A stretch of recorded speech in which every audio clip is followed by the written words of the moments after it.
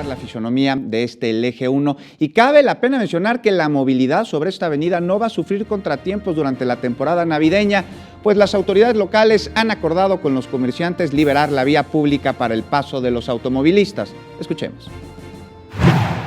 Los espacios ya están distribuidos y bueno, pues permanentemente, si esto no es respetado, hemos hablado con los dirigentes, vamos a ponernos como estrictos, vamos a hacer que esto, que todos hemos estado de acuerdo en las mesas de negociación sobre lo que va a pasar con la temporada, se respete. Esperemos que no necesitemos hacer ningún tipo de acciones o de intervenciones para lograr el orden, sino que todo se haga pues realmente tal y como hemos quedado, solamente en los espacios que quedamos para la temporada navideña.